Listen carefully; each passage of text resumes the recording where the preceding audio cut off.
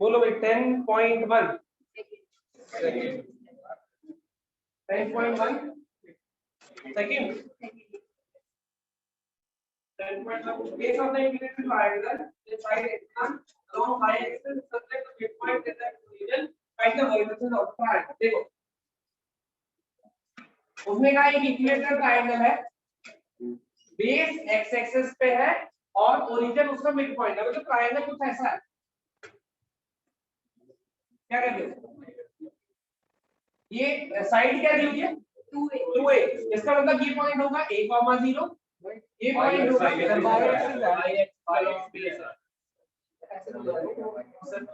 इसको भी बोल अरे क्यों लड़ते रहते हो अभी कर देंगे y एक्सिस पे लो मैं भी ऐसा है भाई आप पूछो यस सर ये दो पॉइंट होंगे ये लाइन 2a है ये ओरिजिन है तो ये हो जाएगा 0, -a और ये हो जाएगा 0, a भाई अब ये वाला जो पॉइंट है ये कुछ अल्फा, 0 का होगा मान लेता हूँ अल्फा, अल्फा की जगह बीटा ले ताकि ए और अल्फा में भाई पहली चीज इक्विलेटरल ट्रायंगल की साइड पता है उसकी हाइट निकाल सकते हैं बचपन में दोनों के प्रॉब्लम में क्योंकि यही हाइट होगी नहीं तो क्या करो ये डिस्टेंस इस डिस्टेंस के बराबर कर दो और थीटा निकाल लो क्या कहते हो ये a है ये b है ये c है ऐसा ही है ना तो क्या करो ac बराबर कर दो ab के पता है 2a है तो क्या लिखोगे बीटा -0 का होल स्क्वायर प्लस 0 - a का होल स्क्वायर का रूट इक्वल्स टू कुछ ऐसा ही लिखोगे एक साइड ली उसको 2a के बराबर कर दिया यहां से दो वैल्यू आएंगी क्योंकि इक्विलेटर में आएगा इधर को और इधर को दोनों साइड पर यहां से जो वैल्यू आएगी वो प्लस माइनस में आएगी एक उधर एक विदाउट नेक्स्ट वन पहले 5 में से कोई है और 6 से 10 विदाउट यूजिंग पाइथागोरस थ्योरम ठीक है आगे बोलो 6 के अगला find the slope of the line making an angle 30 degree with opposite direction of y axis measured anti-clockwise y axis के साथ एंगल दिया हुआ कितना मेजर्ड एंटी-क्लॉकवाइज तो देखो ये वाला एंगल दिया हुआ है positive direction of x axis के साथ कितना 30 डिग्री ये एंगल दिया हुआ है ये पॉजिटिव डायरेक्शन ओ यार तो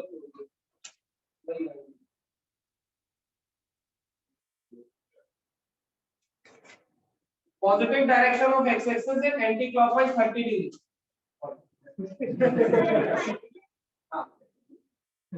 positive direction of x axis 30 degree anti clockwise ये लाइन बन रही है अब अगर ये एंगल 30 डिग्री है तो ये वाला एंगल नहीं पता लगा सकते ये एंगल 30 है तो ये भी तो 30 होगा वर्टिकली ऑपोजिट बोलते थे और अगर ये वाला एंगल 30 है ये 90 है ये 60 हो जाएगा ये 60 हो जाएगा तो ये 120 डिग्री हो जाएगा क्या चाहिए था इसके स्लोप tan 120 ये समझ रहे हो 120 कैसे यस सर अगला बोलो 10 तक हो गई एक क्वेश्चन 10 तक हो गई ठीक है 11 से 14 सर 8 हां बोलो sir 8 question 8 find the value of x one है तो पॉइंट्स आर कोलिनियर पॉइंट्स अगर तीन पॉइंट्स कोलिनियर है मान लो a b c तो तुम स्लोप ऑफ ab बराबर कर दो स्लोप ऑफ bc या फिर ab + bc ac के बराबर करते थे या फिर एरिया ऑफ ट्रायंगल 0 करते थे सबसे वैल्यू सेम आएगी लेकिन ये सबसे छोटा करता है next 11 slope of the line is double the angle the tangent of angle between them is 1/3 find the slope यही है तो एक की स्लोप m है तो दूसरे की 2m मान लो 11th क्वेश्चन में एक की स्लोप m है तो दूसरे की स्लोप 2m मान लो सही है तो tan थीटा का फॉर्मूला क्या होता था m1 - m2 upon 1 + m1 m2 और आएगा m1 - m2 upon 1 + m1 into m2 का मॉड और tan थीटा की वैल्यू भी दी हुई है तुम्हें, कितने दी हुई है 1/3। ऐसा ही तो है, ये जो tan थीटा है ये तो तुम्हें ऑलरेडी गिवन है क्वेश्चन में। अब तुम क्या करो, इसको सॉल्व करो, मॉड हटेगा तो एक बार प्लस आएगा एक बार माइनस, ऊपर बना m नीचे बना 1 प्लस 2m स्क्वायर किसके बराबर, एक बार प्लस लेके कर लो और एक बार दो वैल्यू दो पेयर सर। नेक्स्ट बोलो कौन सा, line passes through this 2.1 slope m, then किसका था वो पागल है 13 each point this lie on a collinear slope of AB slope of BC के बराबर, अपने आप को कंडीशन पहली एक्सरसाइज डन, ठीक है तो 6 वाला दूसरी एक्सरसाइज हां बोलो भाई।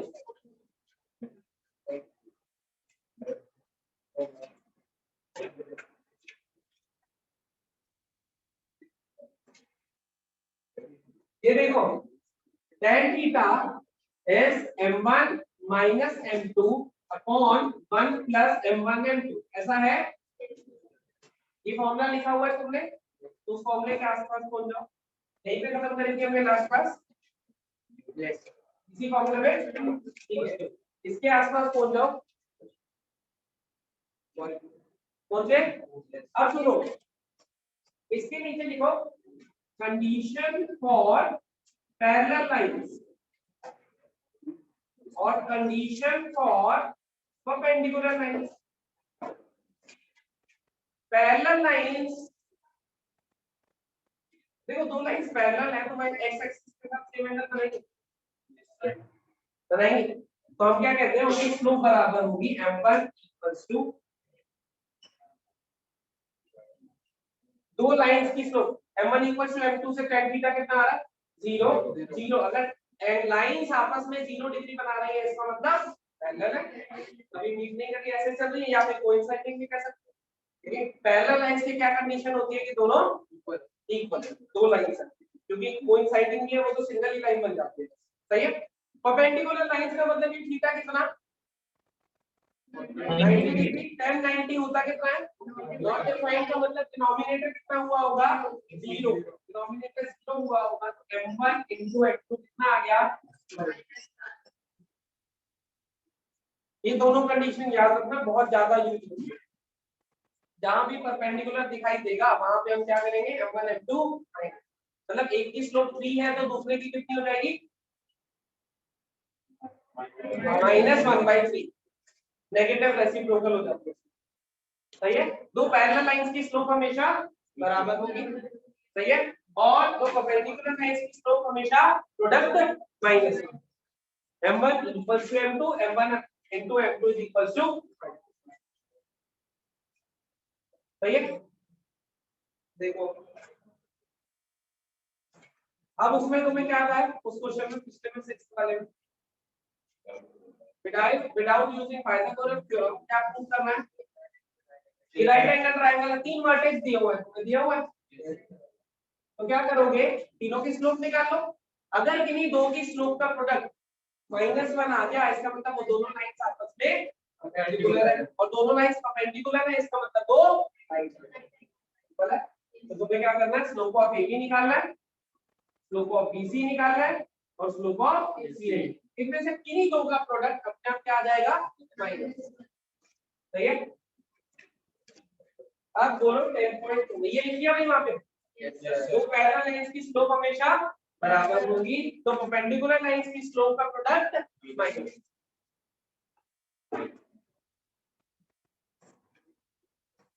बोलो 10.2 पहले 7 क्वेश्चन दिखाई दे रहा हूं, और point this incline x axis के साथ 75 डिग्री बना रही है, पॉइंट को पॉइंट गिवन है और स्लोप कितनी आ जाएगी 1075 डिग्री, 1075 निकालना आता है 40/10 ऑफ a + b, 1075 के 40 देना है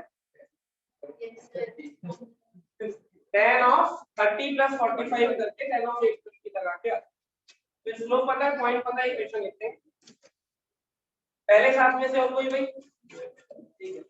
अब 8 to 14 8 to 14 है 9 vertices are just equation of median through देखो इधर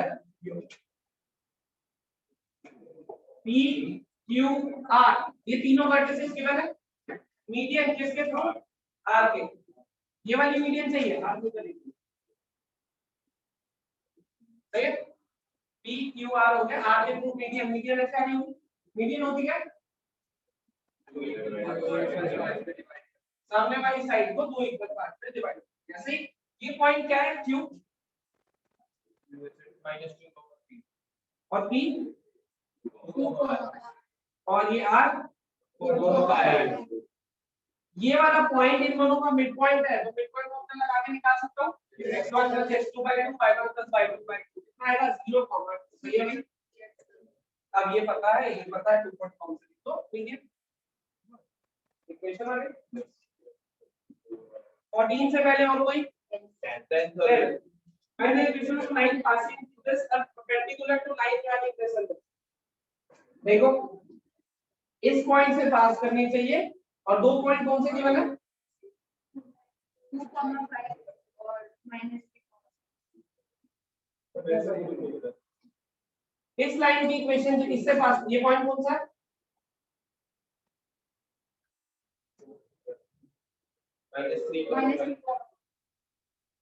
इस पॉइंट से पास करनी चाहिए और इनके परपेंडिकुलर होनी चाहिए। मुझे ये बताओ अगर ये A है ये B है, क्या स्लोप ऑफ A भी निकाल सकते हो, कितना होगा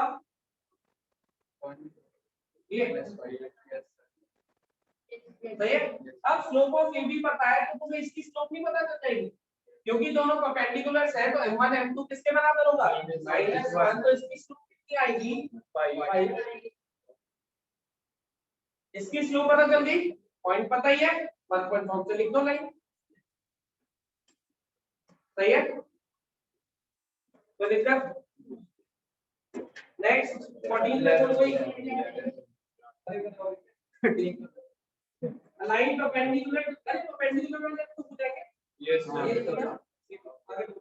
अब वो 1:n के रेशियो से पॉइंट निकालेगा, परपेंडिकुलर स्लोप निकालेगा 13। Find the equation of line passing through this and cutting off the intercept whose sum is 9, ठीक है। हाँ बोलो किस पॉइंट से पास करिए लाइन 2, सही है। इंटरसेप्ट फॉर्म याद है तुम्हें x/a + y/b = 1 ऐसा होता था, सही है। तुम्हें कहा कि 2, 2 से पास कर रही है और a + b कितना गिवन है 9, तो एक कंडीशन तो ये आ गई मेरे पास, सम ऑफ इंटरसेप्ट कौन होते थे a और b, a + b दे दिया 9। दूसरा ये पॉइंट इसमें लाई करना चाहिए कि नहीं, क्या हो जाएगा 2/a 2/b = 1 नहीं बनेगा, ये दूसरी कंडीशन आ गई a b में। तो तुम क्या करो यहाँ से b की वैल्यू निकाल लो, कितनी आएगी b की वैल्यू 9, यहाँ पे पटक दो आंसर आ गया। a और b निकालो, a और b आते ही यहाँ पे डालोगे इक्वेशन में, कोई डाउट पक्का। नेक्स्ट 15 अब perpendicular from origin meets the line thus find the equation of, वो कह रहा है कि ओरिजिन से परपेंडिकुलर गिराता हूं तो वो किस पॉइंट पे मीट करता है -2,9 तो क्वाड्रेंट अलग होगा, लेकिन फोटो अभी करते थे। उसने कहा ओरिजिन से अगर मैं परपेंडिकुलर गिरा देता हूं तो ये आ यही फोटो बनेगी।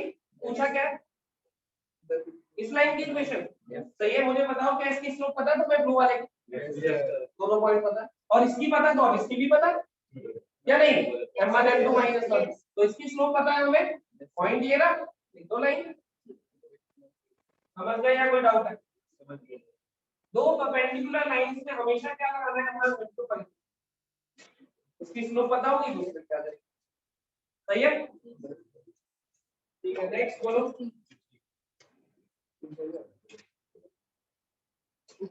लीनियर फंक्शन है। अरे यार एल और सी दो, एक को एक्स लो एक को वाई लो, तो एक एलसी का पेयर दिया हुआ है मतलब एक्स वाई, दूसरा भी एलसी का पेयर दिया हुआ है मतलब एक्स वाई। दो एक्स वाई का मतलब दो पॉइंट दिए हुए, 2 पॉइंट फॉर्म इक्वेशन लिख तो खत्म। एल और सी में कंफ्यूज मत, एल मतलब एक्स है, सी मतलब वाई है।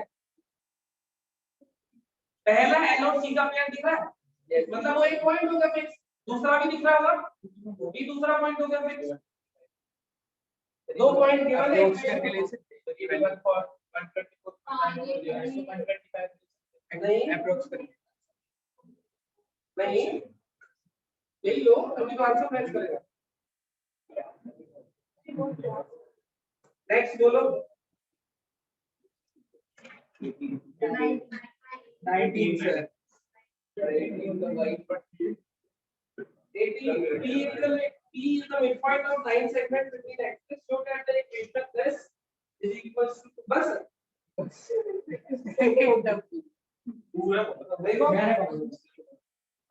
उसने कहा कि जो एक्सेस पे जिन पॉइंट्स पे मीट कर रही है उसका मिड पॉइंट दे दिया a बी, यही है ना इक्वेशन बता दो, यही कहा है। ठीक है, ये पॉइंट मैं मान लेता हूं अल्फा 0, ये पॉइंट मैं मान लेता हूं 0 बीटा। मिड पॉइंट फॉर्मूला लगाऊंगा तो alpha plus 0 by 2 is equal to a, तो अल्फा की वैल्यू कितनी आ गई 2a, यानी तो 2a ये बन गया 2a 0, ऐसे ये बन जाएगा 0 2b। सही, मिड पॉइंट फॉर्मूला लगाया सर, x इंटरसेप्ट पता चल गया 2a, y इंटरसेप्ट पता चल गया 2b, क्या हो जाएगी equation x by 2a plus x by 2b। नहीं तो 2 पॉइंट फॉर्मूला लिख जैसे 19 आर डिवाइड से 9 आओ क्या लिखा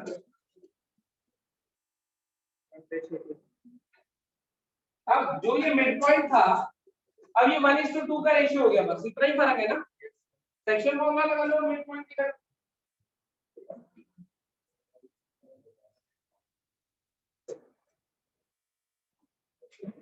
हाँ बोलो कौन सा 19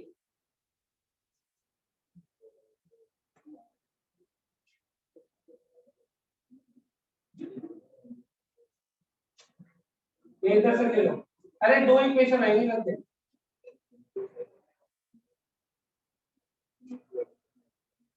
1:2 के रेशियो में डिवाइड करते हैं कौन x को मत सही है। जैसे इसमें इस क्वेश्चन में क्या था 1:1 का रेशियो था, इसमें 1:2 हो गया, बस इतना ही फर्क है। इसको क्या मान लोगे अल्फा 0, इसको मानो 0 बीटा, सही है। तो आएगा 1 into alpha 2 into 0 upon 2 plus 1 equals to h, 1 into 0 2 into beta upon 2 plus बस सेक्शन फॉर्मूला लगाना होगा h और k आ गए, सही है। और h और k की फॉर्म में हमारे पास ये आ जाएगा अल्फा b और बीटा। इंटरसेप्ट फॉर्म लगा देना, इक्वेशन क्या होगी x by alpha y by beta equals to 1। इस बार इंटरसेप्ट अल्फा और बीटा, तो सेक्शन फॉर्मूला से अल्फा और बीटा निकालते हैं आप, निकालोगे नेक्स्ट खत्म भाई।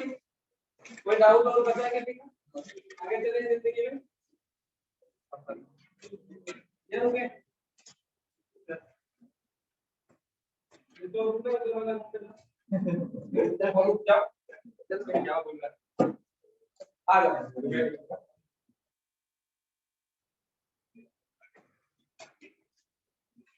तो परेशान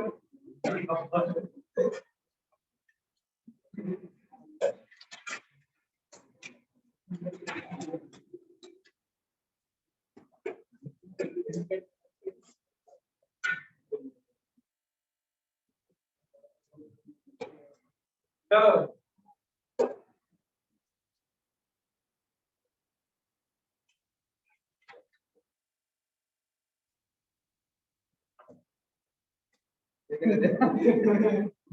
रेडी करो general form of line, general form of line हमने फॉर्म पढ़ी थी अलग अलग, 1 point form, 2 point form, normal form, slope intercept form, ये 5 फॉर्म पढ़ी थी। अभी एक फॉर्म और पढ़ेंगे, जनरल फॉर्म में x प्लस by। तो मैं याद हो तो स्लोप लिखी थी हमने, याद है, minus coefficient of x upon coefficient of y, याद है। अब वो जो हमें क्वेश्चन देता है वो ऐसे देता है कि इस फॉर्म को किसी, ये तो जनरल फॉर्म है, वो कहेगा इसको स्लोप इंटरसेप्ट फॉर्म में लिखो, या फिर कहेगा नॉर्मल फॉर्म में लिखो। जनरली इन दो फॉर्म की बात करता हूं, इसको कन्वर्ट कर दो। देखो x 10.3 निकाल दो,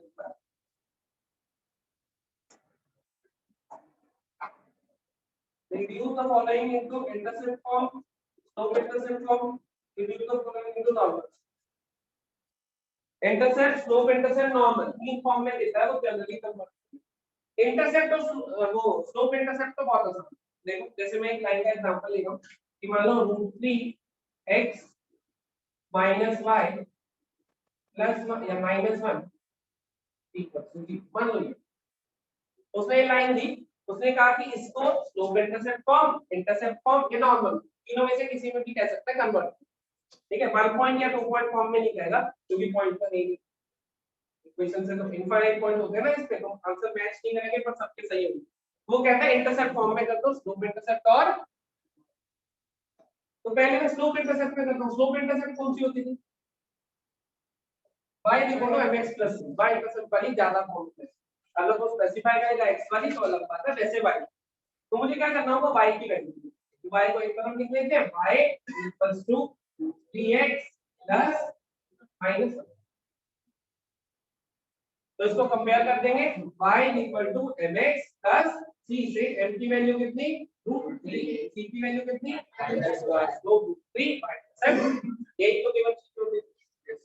वो कहेगा इंटरसेप्ट फॉर्म में कर दो।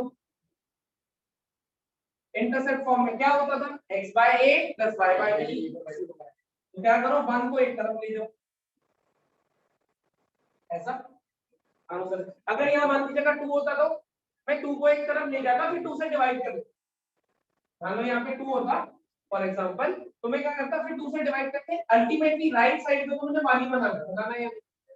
अगर 2 होता तो 2 से डिवाइड कर लेते या उसको क्रॉस मल्टीप्लाई करके नीचे ले आते, उधर 1 बनाना है। सही है, फॉर्म क्या होती थी, x by a y by b, देखिए इसको कैसे लिख सकता हूँ, x by a क्या करते हैं 1 by √3, y by b equals to 1, x intercept कितना हो गया 1 by √3, y इंटरसेप्ट कितना हो गया, तो होगी बात। वैसे अगर याद करो x इंटरसेप्ट क्या होता था, जिस पॉइंट पे वो x एक्सिस को जिस पॉइंट, इसमें x को 0 डालो, y की वैल्यू कितनी आ रही है, x को 0 डालो -1, है ना, यही तो होता था y इंटरसेप्ट। y को 0 डालो, x कितना आ रहा है 1 by √3, वो तो क्रॉस चेक भी कर सकते, लेकिन फॉर्म कैसे चेंज करने समझ। तीसरी बची नॉर्मल फॉर्म, नॉर्मल फॉर्म थोड़ी सी अलग है। नॉर्मल फॉर्म में देखो क्या करना है, √3x minus y equals to 1 है, तुम्हें क्या करना है, ax plus by equals to c, मान लो ऐसा लिखा हुआ है, तो तुम्हें डिवाइड करना है root of a square plus b square से मल्टीप्लाई डिवाइड। तुम्हें याद है यहाँ पे ट्रिग्नोमेट्री में एक बार किया एंगल बनाने के लिए sin of alpha plus beta ऐसे बना, तो तुम्हें क्या करना है, रूट ऑफ, जैसे इस क्वेश्चन में किससे डिवाइड करो, root of 3 square plus 1 square, root of 3 का स्क्वायर प्लस 1 का स्क्वायर, मतलब क्या 2 से डिवाइड कर रहे हैं, तो पूरी इक्वेशन को 2 से डिवाइड। कुछ ऐसा बना या नहीं बना, सही है। तुम्हें चाहिए क्या होता था, याद करो, x cos, नॉर्मल फॉर्म क्या होती थी, x cos alpha plus y sin alpha equals to 1, यही होती थी x cos अल्फा, इसका मतलब cos अल्फा की वैल्यू कितनी है, y sin अल्फा की वैल्यू कितनी है, इक्वल्स टू p, p कितना है, ऐसे ही कुछ होगा, मुझे अल्फा निकालना चाहिए। कौन सा क्वाड्रेंट ऐसा होता है जिसमें साइन नेगेटिव cos पॉजिटिव होता है, फोर्थ, मुझे पता चल गया कि मैं फोर्थ क्वाड्रेंट की बात, सही बात है। और वैल्यू cos की वैल्यू √3/2 आती है किसमें 30 डिग्री मतलब π/6 तो मेरा आंसर क्या होगा 2 पाई माइनस π/6 इसका मतलब 11 π/6 तो मैं क्या लिखूंगा x cos 11 π/6 plus y sin 11 π/6 equals to समझे नहीं कौन देंगे ना यही तो फॉर्म है ज्यादा से ज्यादा लिख देना कि ये p है p क्या है परपेंडिकुलर डिस्टेंस ऑफ कोलिजन लेकिन एक चीज उस टाइम बताई थी याद करो क्या ये कभी नेगेटिव नहीं होगा याद है अगर बाय चांस ये यहाँ पे -1 बन रहा होता तो मैं माइनस साइन को इधर लेके आता तब ये नेगेटिव ये पॉजिटिव क्वाड्रेंट होता याद है ये कभी बता डिस्टेंस कभी नेगेटिव नहीं हो सकता तो राइट साइड को तो हमेशा पॉजिटिव करते हैं कैसे कन्वर्ट कर रहे हैं क्लियर हो गया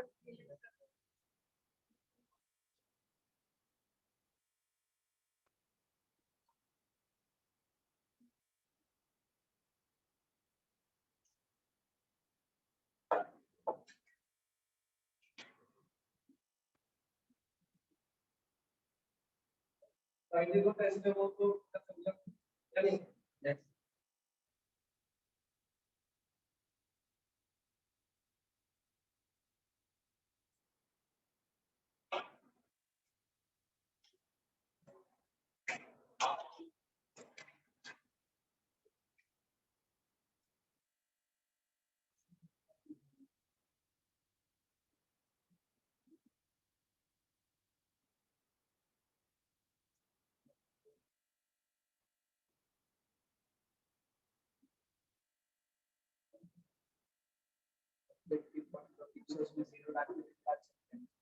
हाँ तुम्हें वैसे अगर कभी x इंटरसेप्ट y इंटरसेप्ट निकालना हो तो x को 0 कर दो y की जो वैल्यू आएगी वो y इंटरसेप्ट है y को 0 कर दो जो x की वैल्यू आएगी वो x इंटरसेप्ट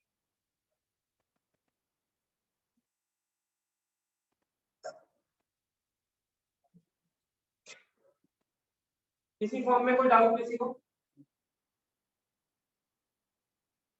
किसी फॉर्म में कोई डाउट किसी को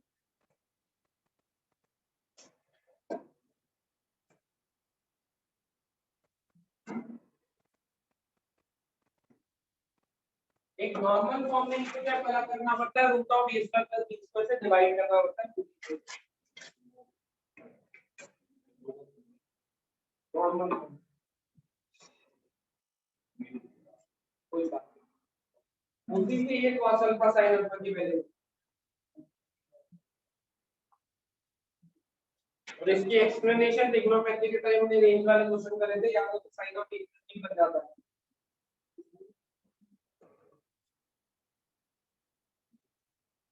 डन कोई डाउट समस्या टेंशन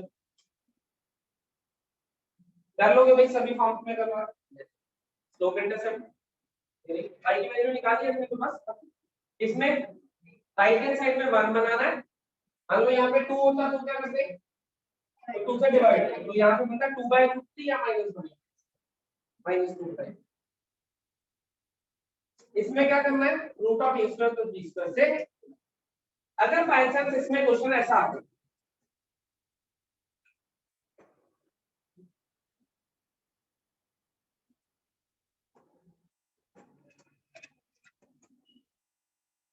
ये क्वेश्चन है फटाफट से कर दो स्लोप इंटरसेप्ट से इंटरसेप्ट और नॉर्म तीनों जल्दी ये क्वेश्चन है तीनों में कन्वर्ट कर दो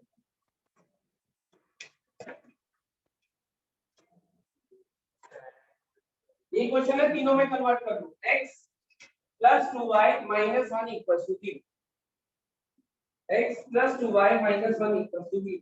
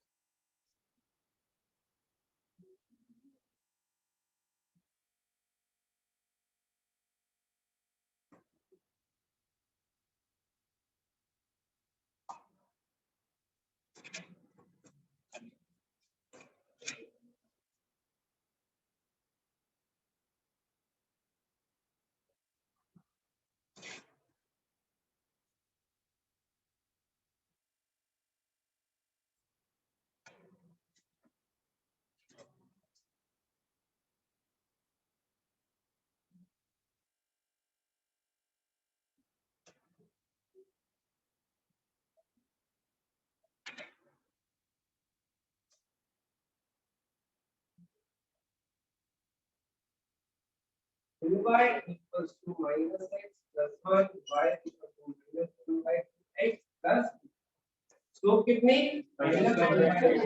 और y इंटरसेप्ट ऐसी करा दूसरे वाली x plus 2y equals to 1 बनेगा x by 1 y by half equals to 1 ये दूसरी फॉर्म।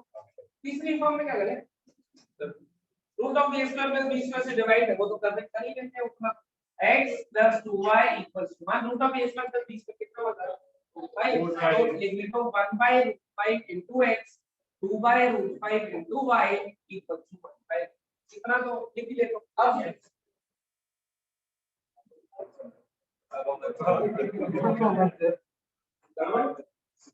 अब देखो ये स्टैंडर्ड एंगल नहीं है हमें नहीं पता ये क्या वैल्यू सही बात है लेकिन भले ही हमें वैल्यू नहीं पता तो हम लिखेंगे क्या इसमें x cos alpha plus y sin alpha equals to b सही। अब बताओ cos alpha की वैल्यू कितनी है 1 by root 5 और sin alpha की वैल्यू कितनी है 2 by root 5 या तो इसको ऐसे लिख लो कि tan alpha equals to 2 दिख रहा है तुम्हें यस सर थोड़ा आसानी से लिखना हो नहीं तो सीधे लिख दो where cos alpha is इतना sin alpha is इतना साथ में एक चीज मेंशन कर देना कि अल्फा किस पर जैसे अभी sin और cos तुमने दोनों पॉजिटिव लिखते हैं मतलब फर्स्ट ठीक है या तो तुम इसमें ऐसे लिख दो कि cos alpha is 1 by root where cos alpha is 1 by root 5 sin alpha is 2 by root 5 and alpha is in first quadrant थोड़ा सा एक्सप्लेन कर देना कि cos और sin दोनों फर्स्ट है हालांकि सीबीएस की में कितना वो तो नहीं बताइए सब्जेक्ट में फाइल तो लिखा है एंड p इक्वल्स टू कितना 1 ये क्या है अगर स्टैंडर्ड एंगल नहीं है कई बार सुनो ऐसा लिखा मिलेगा tan अल्फा इज 2 ऐसा है ना तो अल्फा को ऐसे लिख देता है tan इनवर्स 2 यस सर कई बार जब ऑब्जेक्टिव क्वेश्चन करोगे तो पेपर में ऐसे नहीं मिल जाएगा और तुम्हें भी रिप्रेजेंट करना हो तो ऐसे कर सकते tan अल्फा 2 तो अल्फा कितना हो गया तो यहां पे फिर क्या लिख दोगे x cos alpha plus y sin alpha equal to p where alpha is this and p is this alpha का क्वाड्रेंट जरूर स्पेसिफाई करना कौन सा क्वाड्रेंट है समझ गए ये इनवर्स ट्रिग्नोमेट्री 12th का टॉपिक है अभी अगर तुम ऐसे भी छोड़ दोगे तो भी कोई दिक्कत नहीं है ऐसे लिखोगे तो सेम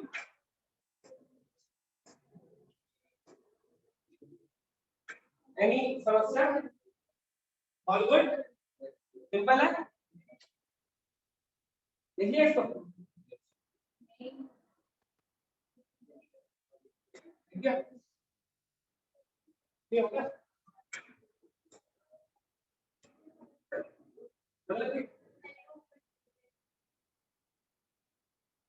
सर थोड़ी स्टडी कर। थोड़ी स्टडी करने के बाद कस्टमाइजेशन अगर करनी।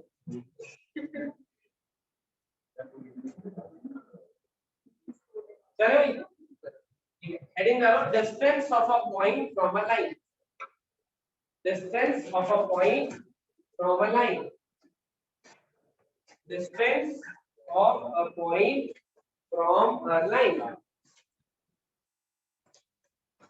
distance of a point from a line एक पॉइंट का एक लाइन से डिस्टेंस बता एक पॉइंट का दूसरे पॉइंट से डिस्टेंस पता है हमें डिस्टेंस फॉर्मूला अब क्या कह रहा है वो कि एक पॉइंट है हमारे पास x1 y1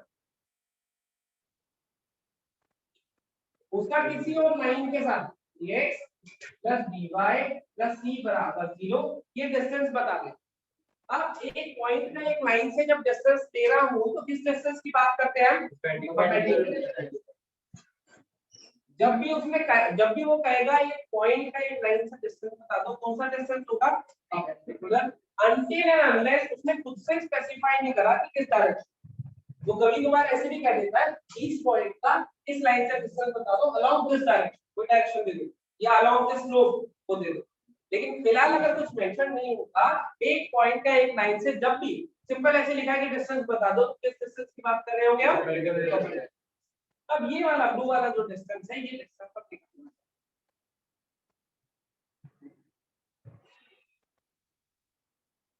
फॉर्मूला लिख देता हूं पहले तो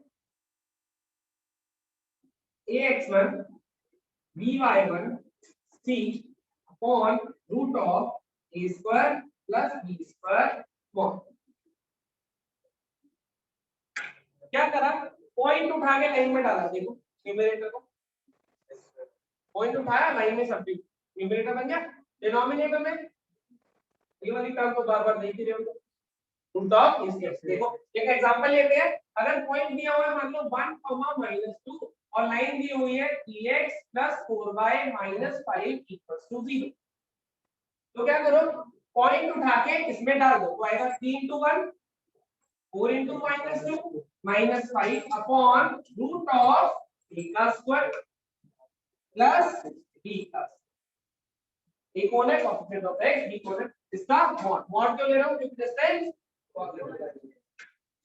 आगे आंसर सिंपल है। क्या करना है, पॉइंट उठा के सब्स्टिट्यूट कर दिया लाइन में, पॉइंट उठाया लाइन में डाल दिया, ऐसा बना, जो भी बनेगा नीचे root of coefficient of x का square plus coefficient of y का स्क्वायर। मॉड लगा रहा हूं क्योंकि डिस्टेंस पॉजिटिव होता है, नेगेटिव आंसर समझ गए। ये फॉर्मूला में याद रखो। अभी आया कहां से, इसकी दो डेरिवेशंस बताओ, अपनी मर्जी से कोई भी याद रख सकते हो, नहीं भी याद रखोगे फॉर्मूला तो रखना ही रखना। इतना लिख दो पहले, ये फॉर्मूला लिख दो, साथ में ये एग्जांपल लिख देना, कोई डाउट हो तो पूछ लो। कोई भी पॉइंट दे दूंगा उसका लाइन से डिस्टेंस निकाल पाओगे, यस और नो? जल्दी से कर दो, उसका प्रोसेस होगा, बताओ डायरेक्ट प्रोसेस।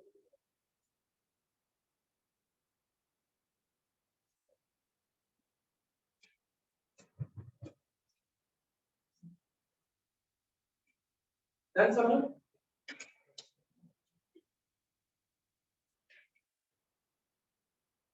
स्कूल के पेपर टेक्स्ट नंबर देखना स्टार्ट कर दिया,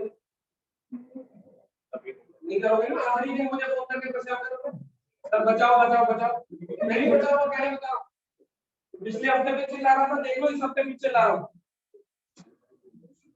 लेकिन आदत है ना पेपर से 2 दिन पहले ही डालना है। 4 या 5 ही लेक्चर है, आधा भी और देखो तब भी हो जाएगा। अरे उसमें उसमें तो कुछ नहीं कर रहा है, पहले एक्सरसाइज का काम किया, एक्सरसाइज को खुद अटेंड करेगा ना कि वो भी देख लेगा,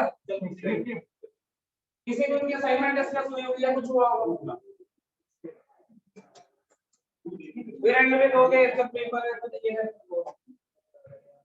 बाकी सारे हमारे कवर हो जाएंगे, हो ही गए। कौन सा उसको कोई नहीं आता, तीन मीडियम मोड बचपन में तो पढ़ा था, स्टैट्स में करा दूंगा 13 तारीख से, 13 से बोल रहा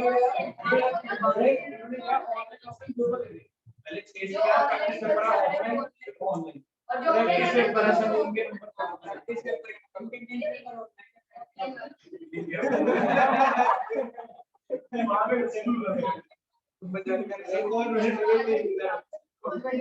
क्लास के बाद मजा करेंगे, क्लास के बाद हम बात और अरे यार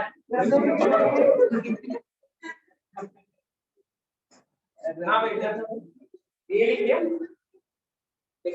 यस सर। अब सुनो इसका प्रोसेस बताता हूँ कि ये जो फॉर्मूला लिखा है वो आया कहां से। दो प्रोसेस बताऊंगा, दोनों में से जो अच्छा लगे वो समझ लेना, दोनों लिख लेना, चाहे कोई भी मत लिखना, लेकिन फॉर्मूला जरूर जाना, समझ गए।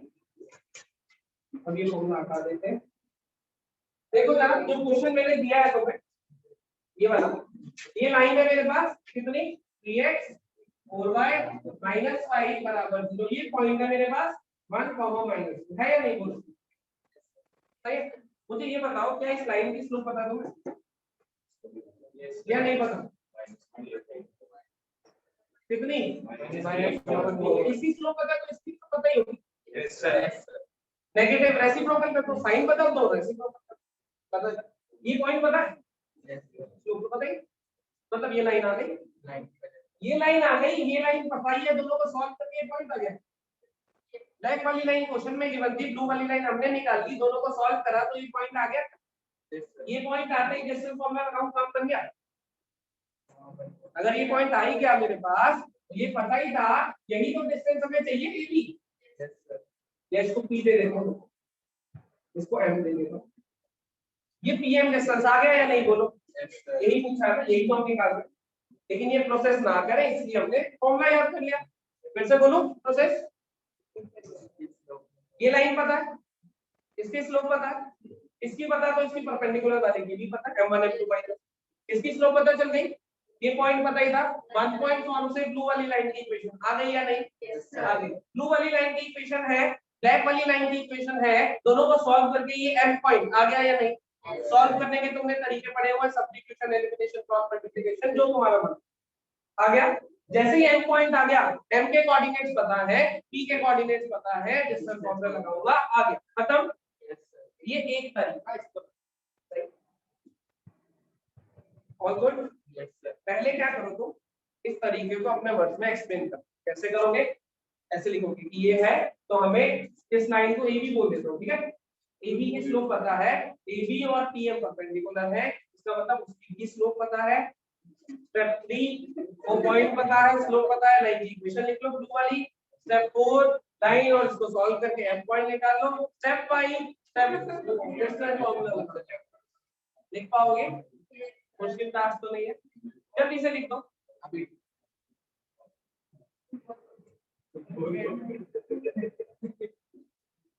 जल्दी जल्दी, इंग्लिश, हिंदी, इंग्लिश,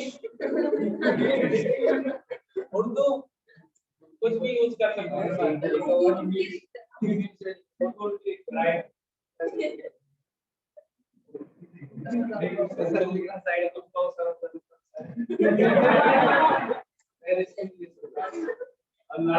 होने की बात। ये टाइम चल रहा है तुम्हारा लिखने वाला, याद रखा करो।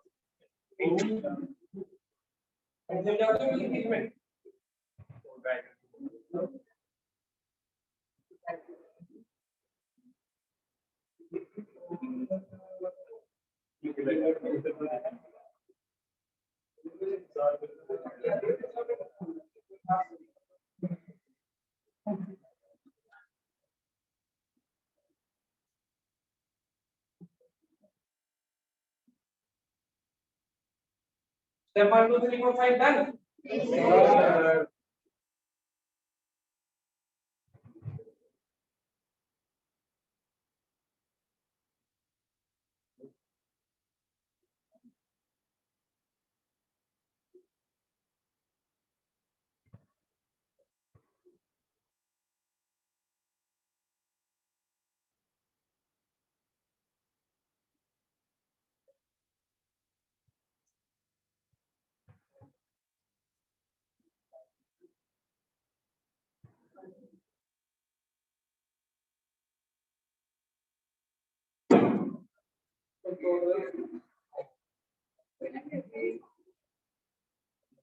प्रोसेस क्लियर हो गया भाई? कोई डाउट किसी को इस प्रोसेस में?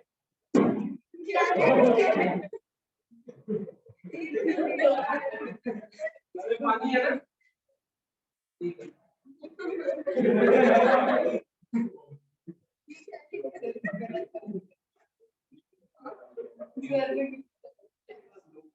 है। डन भाई? अरे भाई डन है। डेरिवेशन है उसकी, क्वेश्चन के थ्रू जो बताई है वो, उसको हम लिख। एक दूसरा तरीका बताता हूँ उसको डिराइव करने का। कभी इतना बुरा वक्त ना आए किसी पे कि डिराइव करना पड़े, याद नहीं रखना। लेकिन फिर भी कभी आ गया तो दो तरीके बता रहा हूँ। ये लाइन है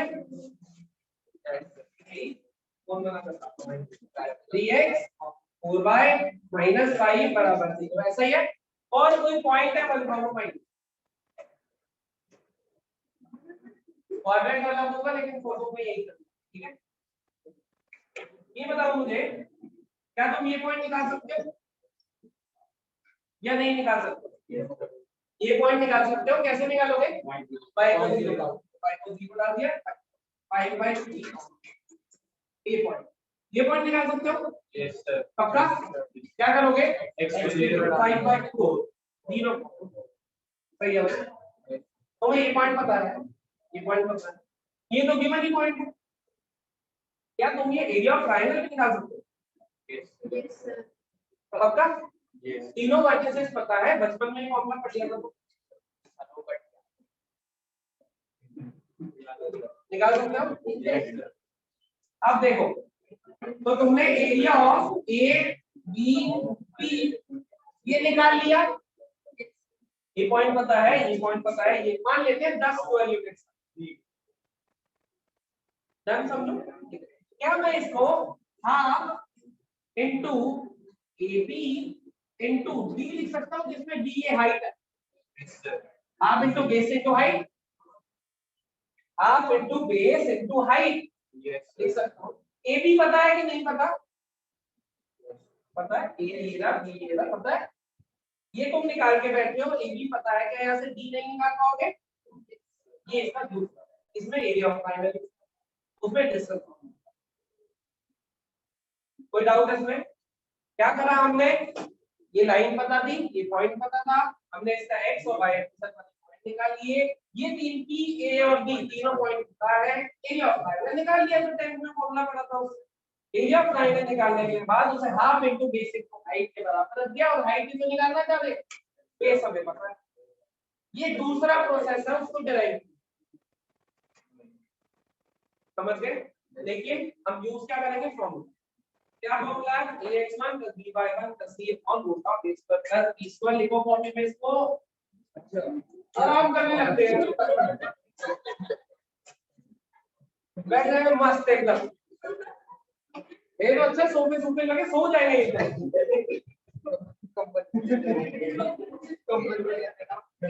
तो मतलब एक मिल गया तो थोड़ा दूसरा क्या करना, अभी तो पैदा भी नहीं चाहिए था, देखो आपने ले दिया। हमें तो ये बताओ फॉर्मूला कब लगाना है, काम कैसे है हमें काम, ये बताओ फॉर्मूला क्या है और कैसे लगाना है, खत्म बात। कहां से आया था? अपने घर से आया हुआ, हमें क्या आया तो चला भी जाएगा। लिख ही नहीं रहे, बताओ हर दो मैं दो तरीके बता रहा हूँ। निश्चिंत होकर चिल कर रहे हैं, क्या या तो सुधार ले,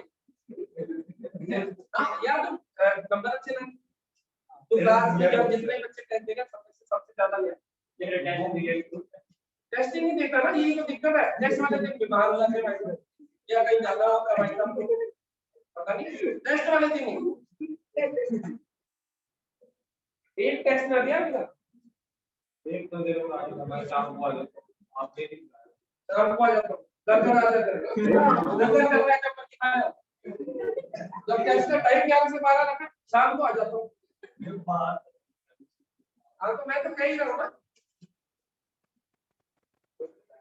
एक काम कर, शाम को आ जा, कल पेरेंट्स को ले, कल शाम 6:15 बजे, याद रखो पक्का, कल शाम 6:15 बजे पेरेंट्स को ले, कल शाम 6:15 बजे पेरेंट्स को ले, कल शाम 6:15 बजे पेरेंट्स को ले। समझ में भी दिन को क्या है, अब मैं 5-5 जगह बुला लूंगा। कल शाम 6:15 बजे, तो ठीक है मेरे क्या बोल रहे, अब ठीक है यार, मेरे और करेगा क्या बोला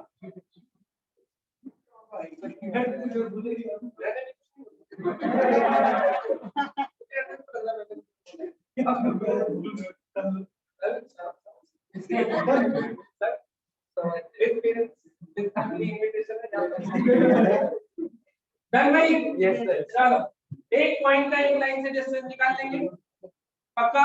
ठीक है, बढ़िया निकाल लेंगे तो बहुत ही बढ़िया, पक्का? लिखो जरा, distance between two parallel lines, heading है distance between two parallel lines. Parallel lines कैसे दिखाई देती है? पैरेलल पैरेलल लाइंस की इक्वेशन कैसे दिखाई देगी?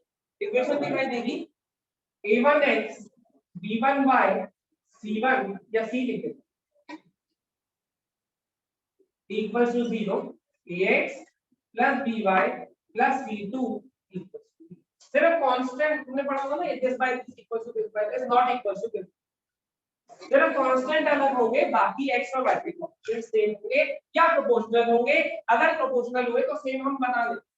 मान लो ऐसा दिया हुआ है 2x minus y plus 1 equals to 0 और 4x minus 2y plus 3 equals to 0। ये लाइन पैरेलल है कि नहीं? a1 by a2 equals to b1 by b2 और equals to c1 ऐसे पहचान लेते हैं। लेकिन हमें क्या करना है, इसको 2 से मल्टीप्लाई कर, या तो इसको 2 से डिवाइड करो या इसको 2 से मल्टीप्लाई ऐसे लिखो। ये हमारी इक्वेशन यूज करेंगे। बात समझ गए आप? जो भी दो पैरेलल लाइंस की इक्वेशन होगी वो ऐसे यूज करेंगे सच दैट x और y के कोएफिशिएंट बराबर हो। अगर प्रोपोर्शनल दिया है तो मल्टीप्लाई करके बराबर कर लेंगे, बराबर ही दिया है तो बहुत ही अच्छी बात है। इतनी बात समझ आ गई? Distance formula c1 minus c2 on root of a square plus b square खत्म। दो पैरेलल लाइंस के बीच का डिस्टेंस b, ये एक पैरेलल लाइन है, ये दूसरी पैरेलल लाइन है, दोनों की इक्वेशन ये लिखी हुई है। इस डिस्टेंस की हम बात कर रहे हैं। दोनों के कांस्टेंट को सब्ट्रैक्ट करो, ये देखो इधर कांस्टेंट को सब्ट्रैक्ट करो 3 - 1 अपॉन रूट ऑफ 4 का स्क्वायर प्लस का स्क्वायर, आंसर खत्म। चला मॉड लगा ज्यादा कुछ तो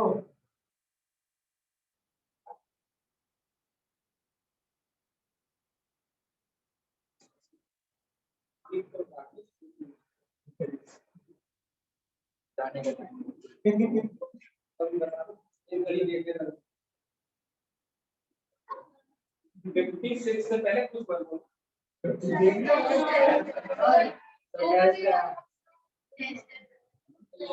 टेस्ट ऑन द बेस्ट मस्त नंबर नंबर एकदम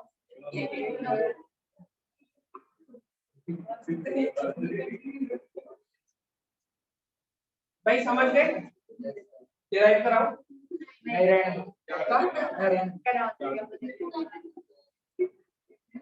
ये लिख दिया था। अगर इम्पोर्टेंट है तो पिछले पेपर से क्या सीख मिली थी हमें? पिछले पेपर से क्या क्या मॉरल ऑफ द स्टोरी था? पेपर से क्या सीख मिली थी? जो चीज भी छोड़ के जाओगे ईमान में चलो पेपर वहीं से बन जाता। अगर कुछ भी छोड़ के जाने के बारे में ख्याल आए तो ये सोच लेना कि पेपर वहीं से बने। मैंने पूछा तुमने मना कर दिया, मेरा काम था।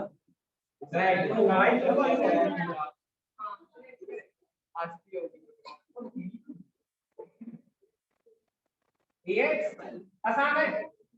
c1 ax by c2 बराबर 0। इस पे कोई पॉइंट मान लिया अल्फा बीटा, ठीक है? क्या इस लाइन ऐसे लिखूंगा a alpha b beta c1 बराबर 0 लिखूंगा? इस लाइन का पॉइंट है तो लिखना चाहिए। अब मुझे बताओ क्या इस पॉइंट का इस लाइन से ये डिस्टेंस पॉइंट का लाइन से निकाल सकते हैं? अभी का फॉर्मूला पढ़ा था, क्या करूं इसको इसमें सब्स्टिट्यूट करता हूं, क्या बनेगा a alpha b beta c2 on root of a square का व्हाट, यही ये डिस्टेंस दी है एक पॉइंट का एक लाइन जैसे ही निकाल लेते। मुझे बताओ अब इसकी वैल्यू क्या है? -c1। यहां पे पटक दो -c1 बन गया फॉर्मूला। वो ये सेम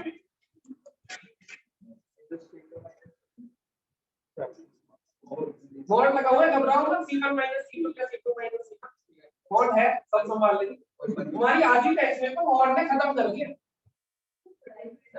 बड़ाई की टेंशन अगर इसको दोस्त बना लोगे तो, नहीं तो सबसे बड़ी टेंशन यही है।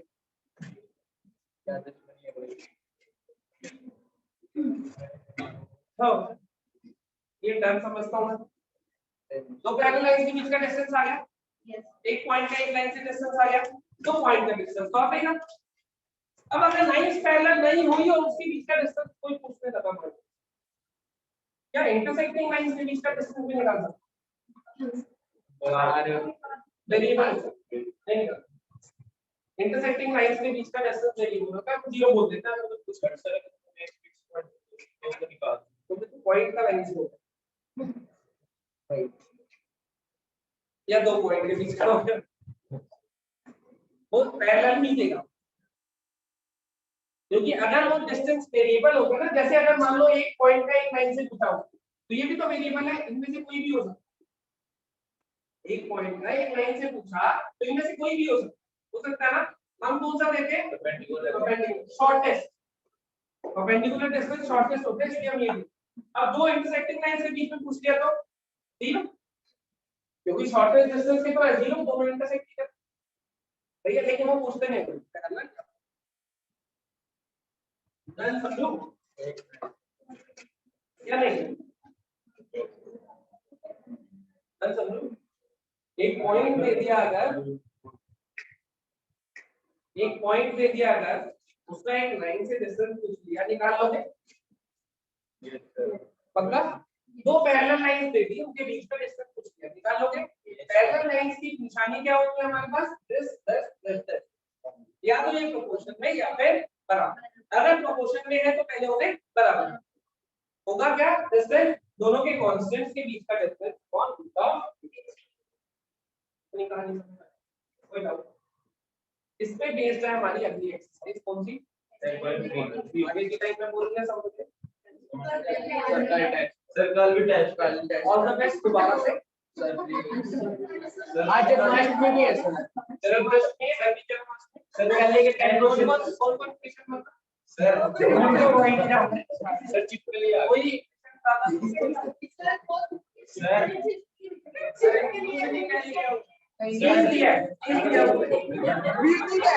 रिसिप्ट चेक कर लेना। सर पहले 10 क्वेश्चन की साइड की चलो एक्सरसाइज कौन सी? क्या करना है उसका? पहले 10 क्वेश्चन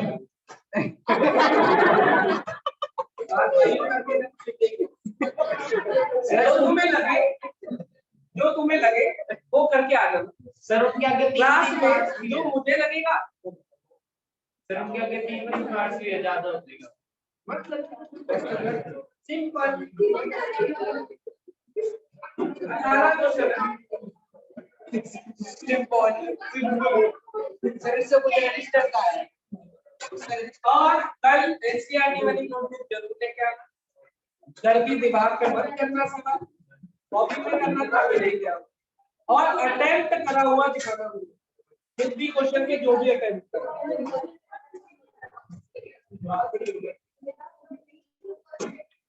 ऐसे सब